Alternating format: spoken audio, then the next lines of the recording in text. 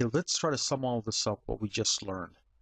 And in essence, again, there are three garments. The garments are, as the Torah tells us, is the Shemayim and the Aretz, as well as the Mayim. Each one of these gets also, as we said, also renamed. You have, again, one is called the Rakia, you have the Yabasha, and then later on the Mayim becomes Yamin, still maintaining most of its original name. Now, let's see how this actually all adds up. And I do mean that literally. There's a very big mystery over here that we're going to reveal. Now, understand this first. Whatever we do down below here in this world, the idea is to cause a reaction above. How we do that is that we are partners with Hashem. We are partners with God.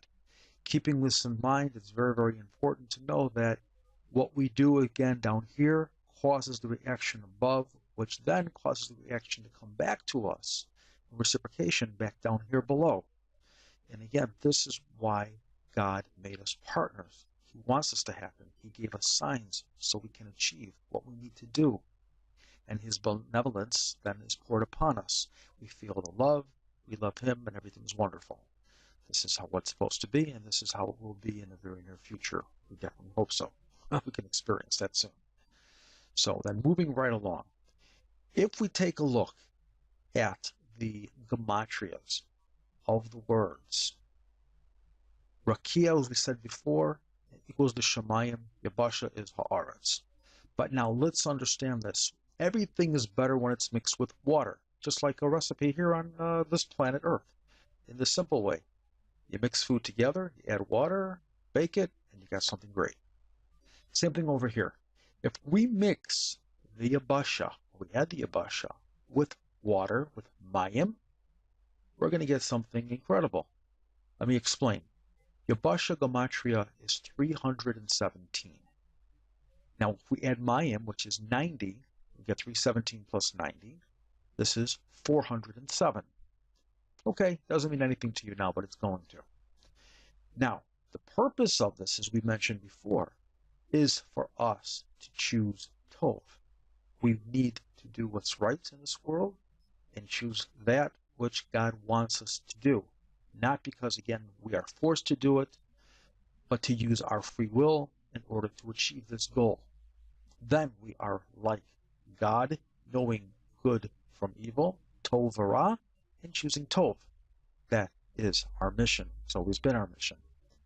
So when we combine the purpose, again, being the Yabasha, with the 70 souls of Israel, which is the Ziknei Yisrael, the dry, the Torah, the knowledge, equaling Mayim, which is 90. Putting these together gives us 407. And when we do this, then we are able to reach our goal, which is to do Tov. That's why it says, Vayar Elohim Ki Tov. Now, once we do that, and by the way, it's also important to know that the word Shamayim, the heavens, plus, which is 390, plus Tov, which is 17, 390 plus 17, is the gematria 407 likewise. 407 is represented basically in its basic form of the Hebrew letters Zayin and Taf. That's 407. When we do our job and we add that 17 above, then Hashem does His job, what He wants to do, like a father bestowing gifts and love upon his children. He sends us His Yud, or His Yad, if you want to say. And this is a part of the secret in the Torah when it says B'yad Chazaka Uzra Natuya, that God revealed Himself and He took us out of Mitzrayim with a strong hand. Because God doesn't have a hand, we understand that. It's all parable, but more than that, as we say, Al Tikra, don't read it as Yad, but Yud. God sends us the Yud from His high, His very holy name, Shem Havaya, Yud Ke Vav Ke, and that Yud then comes down and enters into this world. When that happens, it's a game changer. Everything becomes to reach its fulfillment. Now, When we add that yud, which is the value of 10, then the 407 becomes 17. When that happens, our letters Zayin and Taf are still there, but the yud gets inserted between them, and that forms the word Zayit, which is the olive, like an olive tree, an olive branch, the olive oil that is used. Not only that, the rakia, which is 380, then also gets a value of the yud added to it of 10, becoming 390, and then it truly becomes the word Shemayim, which is 390. Furthermore, the word Tov, the whole purpose is what we said before, gets the value also of 10 added to it, which becomes then 27. This then forms the word Zach. What does all this mean? You've been following it, and there is one more key to the whole puzzle, and that is, not only does the 390 become Shemin, not only does it become, I just gave it away, not only does it become Shemayim and Rakia, but it does become Shemin. Shemin, which is the oil itself, which is the gematria, the numerical value of 390. This is the secret to the verse, the pasuk, in the Torah, in Shmot 20:27, or Perek Chaf Zayin, when Hashem tells Moshe, V'ata tetzaveh et bnei Yisrael, vayikchu elecha shemen zayit zach. Continues, Katit lamaor laha'alot ner tamid. Meaning, and you command bnei Yisrael that they should take elecha for you, for themselves, shemen zayit zach, which is pure olive oil that has been crushed or beaten, the ma'or, for illumination, laha'alot, to cause the elevation of the ner tamid, of the light that's eternal, or the eternal light. Now we can ask a question over here too. I'm just going to say that. Why wouldn't it just say, Shemen zayit zach katit lama'or laha'alot et ha'or shel menorah? No mention here of the menorah, strange enough. It's implied, but it's not what it says. It says ner tamid. This is the profound secret of what this particular pasuk is saying on a much deeper level. It's saying that take for yourself the Shemen Zayit Zach that will be given, that will appear in the end of days. When you fulfill, when you're going to do your job, I'm going to do my job. And these items, the Shemen, the Zayit, the Zach, are all going to be keys of what will be in the future. Do these things now, and you'll understand them later. And thank God, now we do.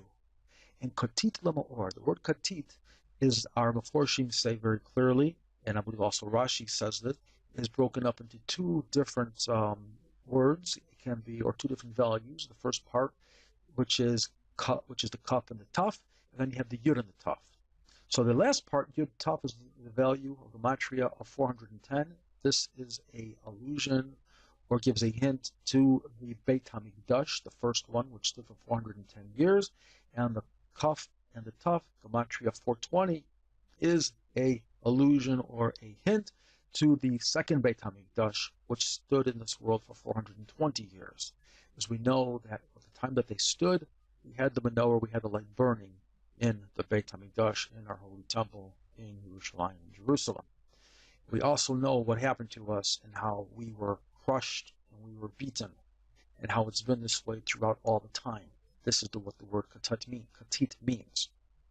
Now, when we understand this, God is also telling us, don't think that this was all for nothing. Don't think that your entire history, Am Yisrael, Bnei Yisrael, the children of Israel, was in vain, and all of your suffering and everything that you've been through for all of this exile, this over 2,000-year period, was for nothing.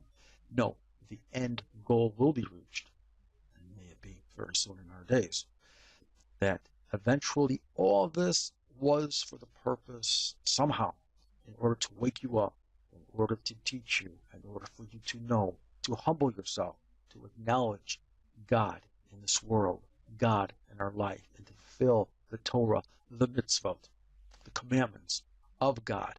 When we do these things, then lema'or, then we have the illumination. Now, the word lema'or over here, very interesting, is with a vav.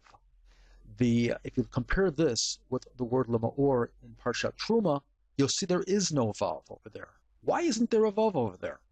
Why is there a vav over here in the word lema'or? Here it is written in order to bring all of this to its final culmination and again its final purpose. This again was discussed in an earlier lecture that you'll get, and that is lema'or gematria is 277. This is the full flow of the divine aspect, what we call the shefa, of God's influence and glory into this world, from the 5 names, which is Ma, Ab, Sad, Ma, Ben, corresponding to the world of Adam Kadmon, world of Atzilut, world of Bria, world of Yetzira, world of Asiya. Each one of these correspond to one of the permutations of Hashem's name, Havaya, or Yud-Kei Vav-Kei, spelled in a certain order, in a certain way. So Ma is 45, Ab is 72, Sag is 63, then you have Ma, which is 45, then again you have Ben, which is 52. You add those up, you will get 277, which is the hint and the secret to the word lema'or, spelled full. This is the power that will be in the end of days when we have achieved our goal of Tov, and we've changed it again to the Shemen Zayit Zach in the real world, and Katit. All that we've done, we have humbled ourselves. We have brought ourselves into a situation to truly be a fitting vessel and kli, as we say, for God's power and influence in ourselves and into this world. That's why, again, Moses was the most humblest person on the face of the world. He was the most fitting kli for that reason. And if we could try as much as we can to emulate his ways, which will be achieved in some level in the end of days, then again, lema'or will happen. And lahalot, what is the purpose? To elevate the Ner Tamid. What is the Ner Tamid? Why doesn't it say the menorah? Ner Tamid is the actual hint to the Ner, which is Tamid. Who is that Ner? What is that candle? That candle, as we see throughout the Navi and Ketuvim in the writings, is David HaMelech, is Mashiach. So the Ner Tamid is that power of the anointed who will be there to lead Am Yisrael in the end of days by being, yes, he'll be the Mashiach, but he's also what's called in Yechezkel a Nasi. He himself understands, or will understand, if he's not born yet, that, which we hope he is, if there's a Mashiach born in every single generation, as they say, the power of the light to be, so may it happen. But he'll understand that he's nothing. He is only a vessel doing the will of God. But this is God's promise, that there will always be before me the Ner Tamid, that Ner, that light of Mashiach, that light of David HaMelech.